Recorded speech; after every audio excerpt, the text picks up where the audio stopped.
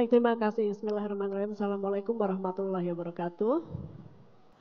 Selamat pagi, salam sejahtera bagi kita semua. Om Swastiastu, Namo Buddhaya, salam kebajikan, Shalom.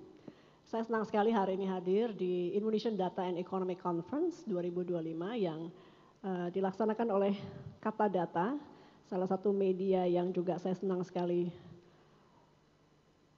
menjadikan referensi karena penuh dengan data sesuai dengan namanya ya. Saya ingin sapa CEO Kata Data Bapak Meta Dharma Saputra.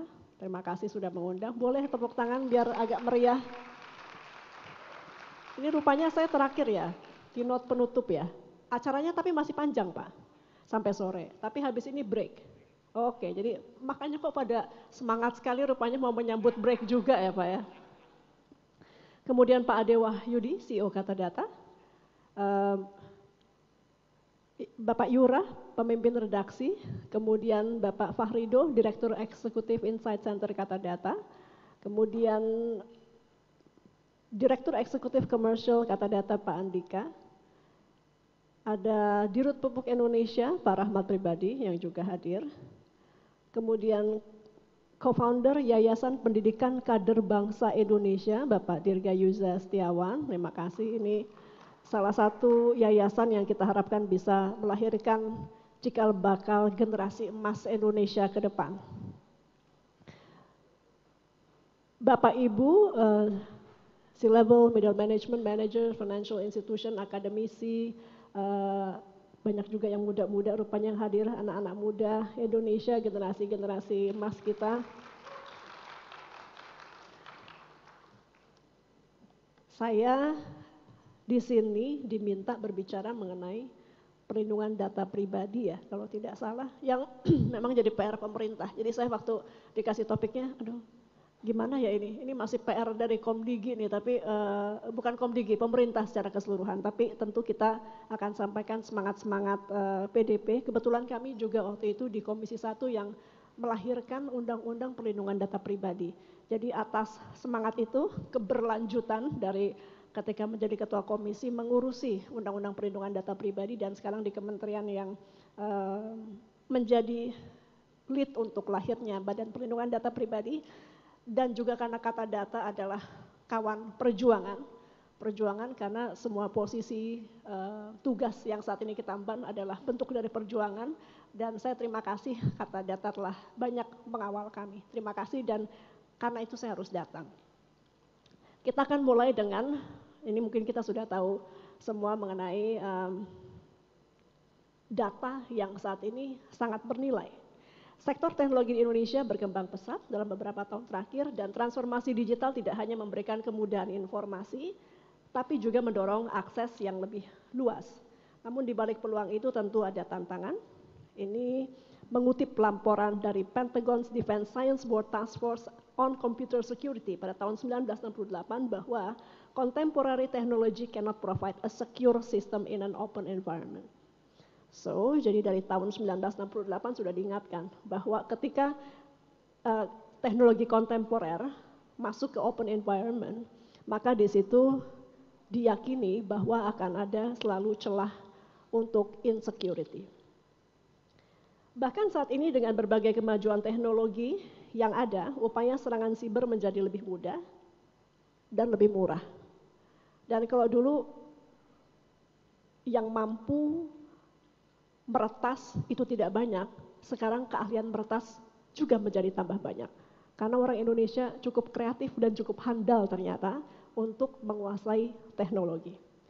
Oleh karenanya keamanan siber harus terus diutamakan oleh seluruh pihak, karena keamanan siber juga menjadi fondasi bagi berjalannya transformasi digital yang aman dan terpercaya. Jadi kita sadari bahwa kita sekarang juga tentu sebagai bangsa dan negara sedang melakukan transformasi digital, dan karena itu fondasi utamanya adalah secured system. Dalam era digital yang semakin terhubung, nilai data bukan hanya terletak pada kelimpahannya, tapi juga seberapa aman ia dijaga. Seperti benteng yang rapuh tanpa perlindungan, organisasi, ini tidak hanya bicara pemerintah, tentu kita hari ini, di sini juga banyak industri, stakeholder yang hadir. organisasi yang gagal mengamankan data tidak hanya kehilangan kepercayaan, tapi juga menyerahkan daya saingnya kepada pihak lain. Sebagaimana ditegaskan oleh Harvard Business Review pada 2021, keamanan data bukan sekedar kebutuhan teknis, melainkan aset strategis.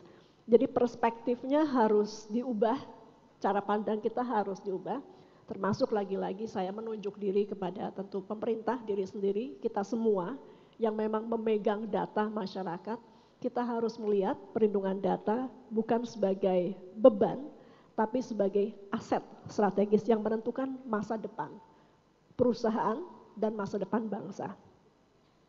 Selain keamanan siber, integrasi sistem dan talenta digital juga menjadi isu yang perlu diantisipasi.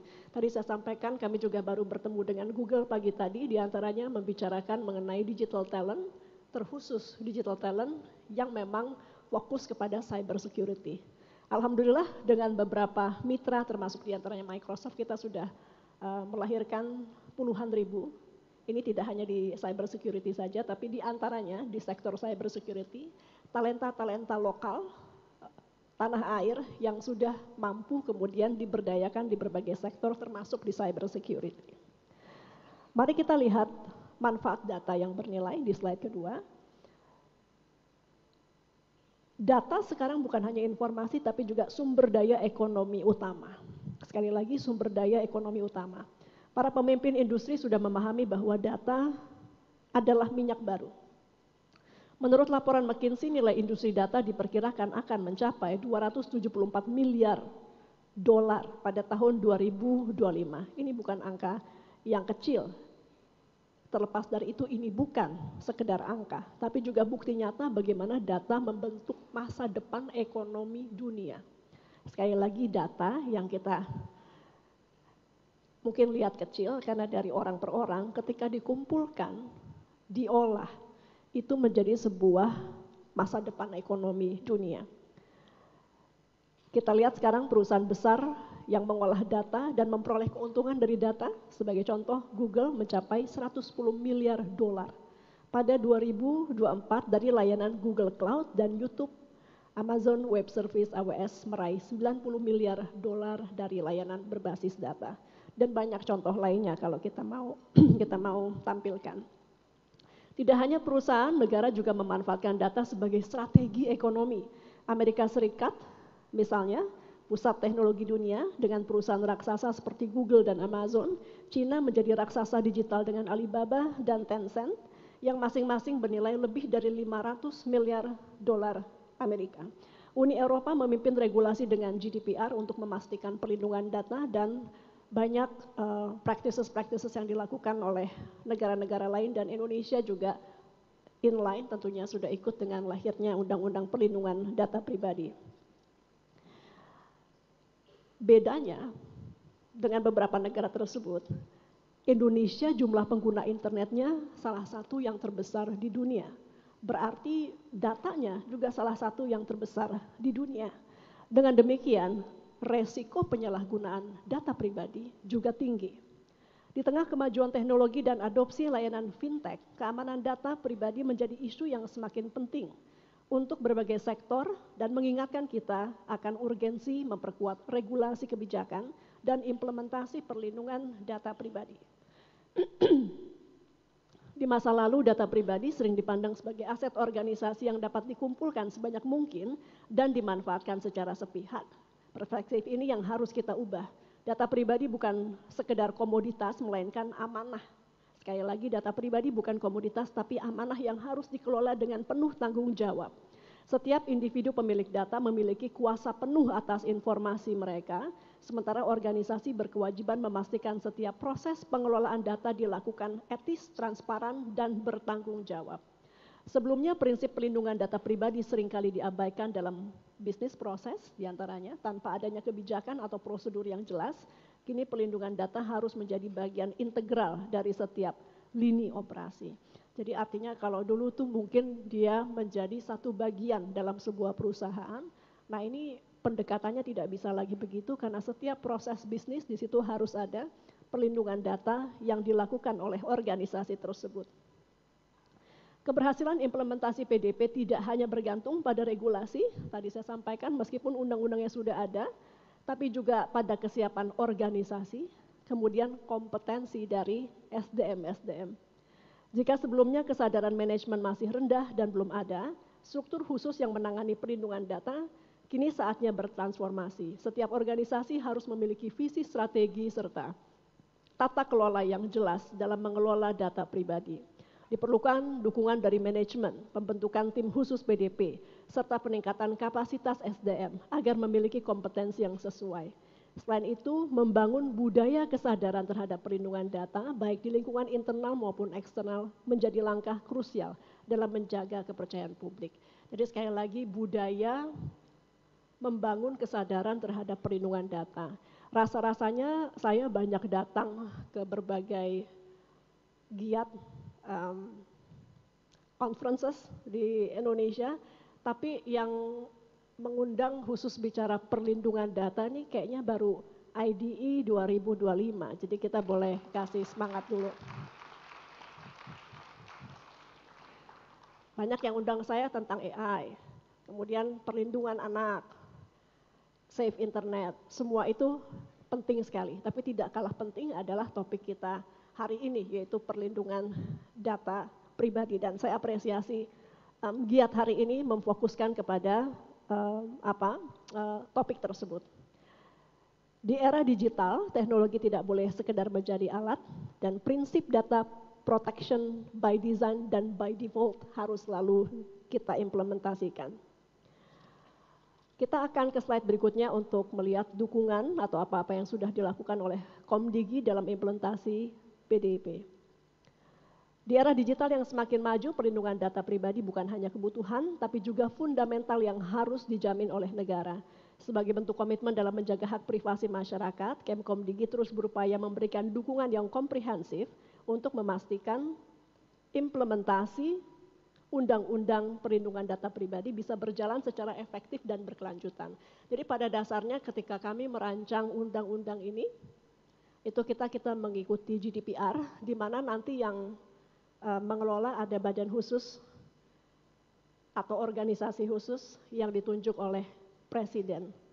Semangatnya adalah di luar Kementerian Komdigi, atau kan dia pun menjadi subjek yang harus diawasi. Dan semangat itu terus saya jalankan sampai sekarang.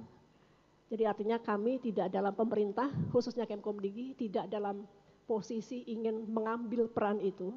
Kami yakin bahwa ini harus transparan, harus fair, dan sebaiknya tidak di bawah Kemkomdigi. Nah, undang-undang juga memberikan waktu 2 tahun kalau tidak salah, sejak diundangkan. Dan kita sudah lewatnya bulan Oktober waktu itu. Tapi memang ketika peralihan kepemimpinan, tiba-tiba sudah deadline, dan waktu itu fokus pemerintahan cukup banyak. Salah satunya tentu adalah perlindungan data pribadi, namun demikian kami intinya mohon waktu untuk kemudian bisa melahirkan badan perlindungan data pribadi, ataupun jadi badan ini bisa dibentuk baru, undang-undangnya menyatakan demikian, bisa yang existing kemudian ditunjuk oleh Presiden, gitu. Tapi tidak untuk Kementerian Komdigi. Meskipun di undang-undang boleh sih, tapi menterinya kayaknya kami udah cukup banyak PR deh. Silakan yang lain yang menjadi wasit untuk perlindungan data pribadi.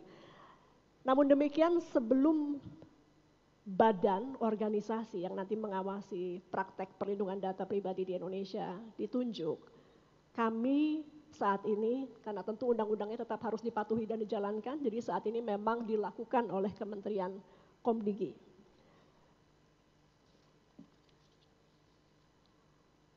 Dengan adanya regulasi yang jelas, setiap pemangku kepentingan akan memiliki kepastian hukum dalam menjalankan kewajibannya, sekaligus memperkuat kepercayaan publik. Regulasi yang baik harus didukung dengan pemahaman yang luas, karena itu juga dalam kerangka PDP ini tentu literasi termasuk giat seperti hari ini menjadi amat sangat penting. Dan khususnya mungkin kalau ada stakeholder yang hadir yang berkemampuan untuk membuat literasi hingga tingkat daerah, itu juga menjadi amat sangat baik, karena memang justru di daerah pemahaman terhadap perlindungan data pribadi ini belum terlalu banyak digaungkan dan diskusi belum terlalu banyak dilakukan di tingkat daerah. Kemkomdigi saat ini sekali lagi melakukan tugas perlindungan data pribadi, tapi kami berharap dalam waktu dekat ini bisa berpindah tugas dari Kemkomdigi kepada organisasi atau badan yang ditunjuk oleh Presiden nanti. Bapak Ibu sekalian, ada 4 poin yang harus jadi perhatian kita dalam tata kelola perlindungan data pribadi. Yang pertama, komitmen organisasi kunci utama. Sebelum menutup saya ulang kembali yang tadi sebetulnya sudah saya sebutkan. Sekali lagi, komitmen organisasi merupakan kunci utama dalam mendukung serta memperjuangkan perlindungan data pribadi. Yang kedua, setiap organisasi harus memastikan kepatuhan terhadap seluruh persyaratan hukum dan regulasi yang berlaku, sehingga proses assessment berkala harus dilakukan secara konsisten untuk memastikan bahwa organisasi tetap patuh terhadap regulasi yang terus berkembang. Ketiga, organisasi harus memiliki kebijakan dan prosedur yang jelas dalam mengatur pemrosesan data pribadi. Kebijakan harus disusun selaras dengan Undang-Undang Perlindungan Data Pribadi agar tata kelola yang diterapkan dapat memberikan perlindungan maksimal terhadap informasi yang sensitif. Keempat, implementasi perlindungan data pribadi harus diwujudkan melalui berbagai program-program nyata, mencakup peningkatan kesadaran dan pelatihan SDM, penerapan teknologi keamanan yang mutakhir, serta penyusunan rencana respon insiden untuk mengantisipasi terjadinya kebocoran data. Acara ini sekali lagi merupakan momentum tepat bagi kita semua untuk memperkuat sinergi dalam membangun ekosistem digital yang aman, inovatif, dan inklusif.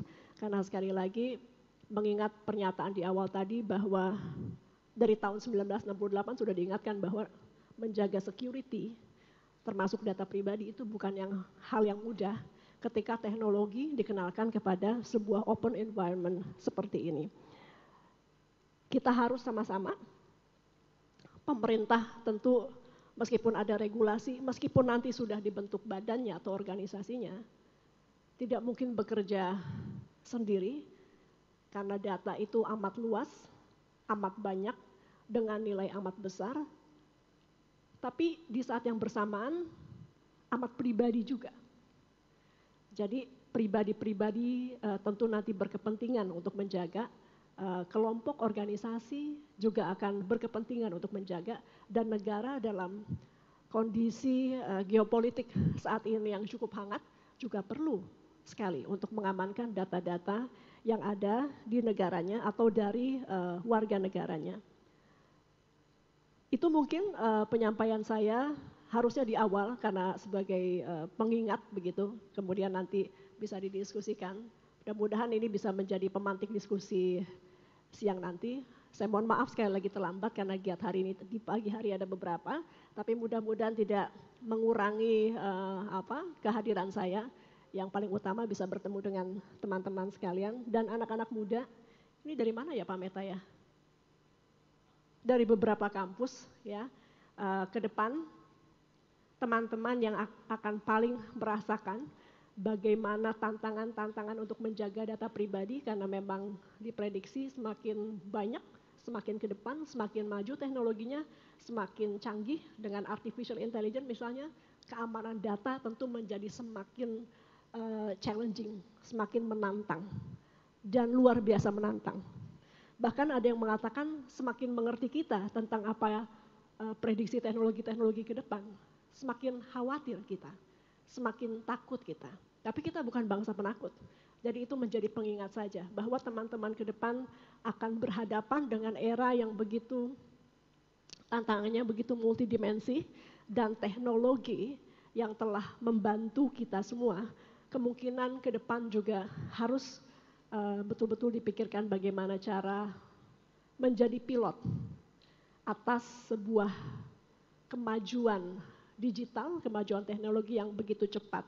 Dan saya rasa cara menjadi pilot terhadap sebuah kemajuan yang sangat dinamis dan sangat cepat adalah juga menjadi insan atau pilot yang juga dinamis dan juga cepat, kreatif, adaptif, agar kita bisa menguasai teknologi dengan baik ke depan. Saya tutup dengan penyampaian itu. Billahi taufiq wal hidayah. Assalamualaikum warahmatullahi wabarakatuh. Terima kasih Ibu Menteri untuk pesan-pesannya. Silakan boleh Ibu Menteri maju ke depan panggung. Ada sedikit apresiasi dari kata data yang akan diserahkan langsung oleh CEO Kata Data, co-founder Kata Data, Bapak Meta Dharma Saputra. Terima kasih sekali lagi sudah diingatkan pesan penting, data security is absolute. Dan mudah-mudahan pemerintah bisa menyelesaikan PR PDP dengan cepat mengingat time is ticking. Dan tentunya butuh dukungan dari Komdigi agar perlindungan data pribadi ini bisa terselesaikan dengan baik. Baik, foto dulu. Ngomong-ngomong soal data security, tadi di presentasi Bu Menteri menggunakan picture profile-nya AI. Mungkin itu salah satu clue ya. Jadi jangan langsung ditampilkan foto pribadi gitu ya, tapi boleh memanfaatkan teknologi AI. Oke, itu dia lukisan dengan algoritma AI juga yang spesial diproduksi dan diserahkan langsung untuk Ibu Menteri Komunikasi dan Digital Republik Indonesia. Terima kasih sekali lagi atas kehadirannya, sudah menyempatkan